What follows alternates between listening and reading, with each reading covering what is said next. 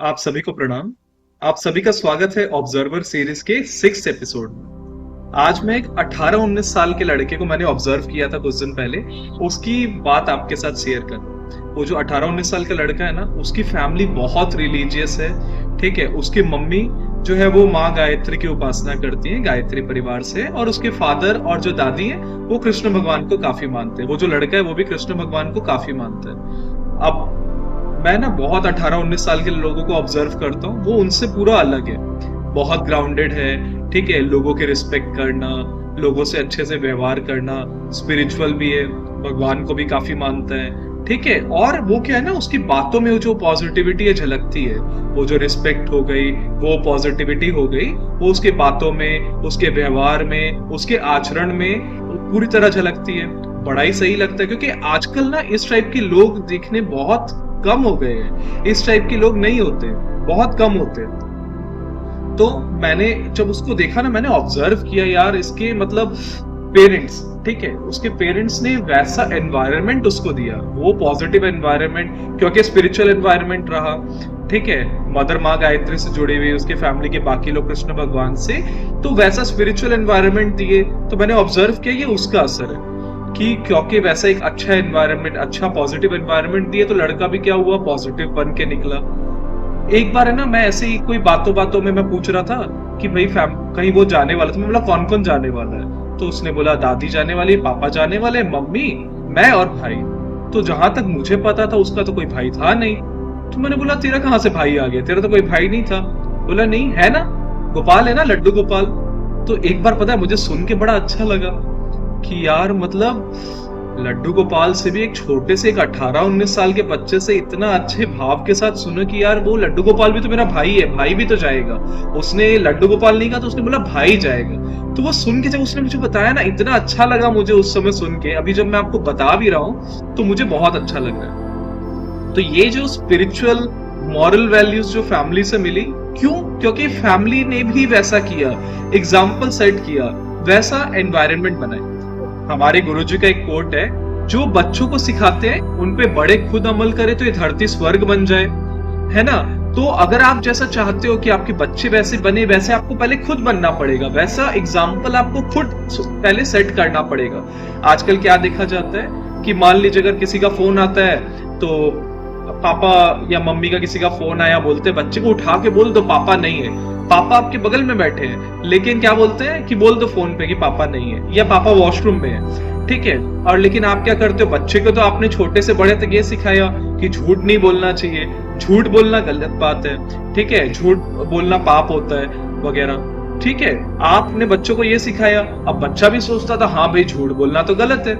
लेकिन जब आपने उसके सामने उसको खुद ही बोला कि तुम ऐसे झूठ बोल दो, तो उसके मन में क्या, एक ब्रेन में उसकी क्या कन्फ्लिक्ट आएगा कि भाई मेरे को तो इन्होंने बोलते झूठ बोलना गलत है, अब ये पापा तो बोल रहे हैं बोलने, तो मतलब मैं झूठ बोल रहा हूँ वो सही है।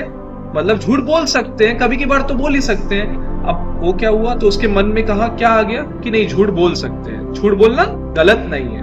क्यों? क्योंकि पापा ने बोला।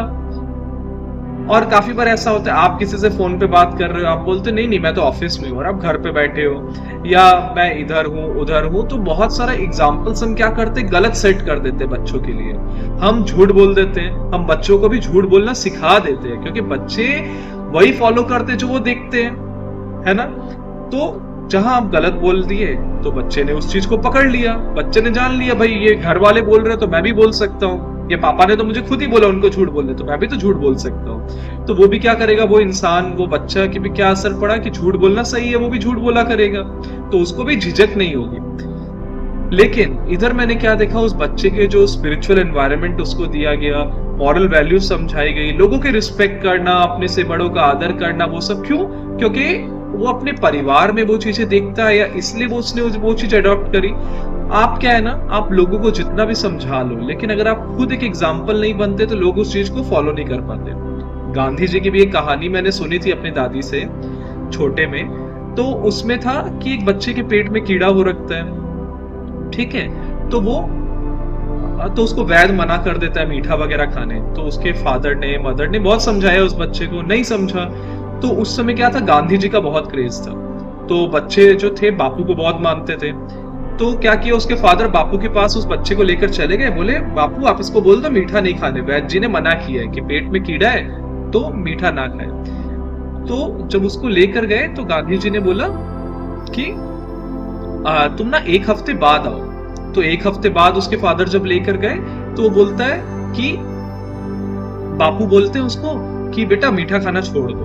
अब उसके फादर शॉक्ड कि भाई ये तो पहले भी बोल सकते। उन्होंने बापू को बोला बापू आप उस समय भी तो बोल सकते थे, आपने उस समय मना क्यों किया, उसी समय बोल देते, आपने एक हफ्ता बाद क्यों बुलाया।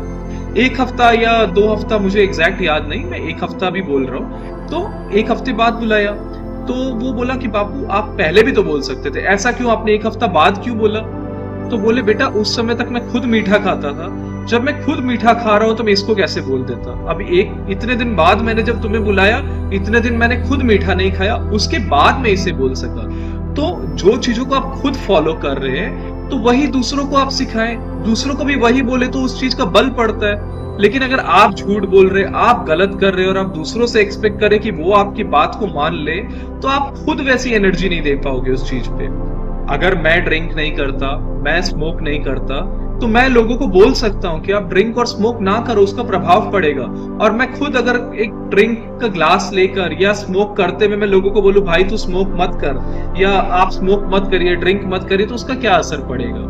और ना ही मेरे अंदर वो एनर्जी आएगी दूसरे को बोलने की कि आपको ये नहीं करना चाहिए।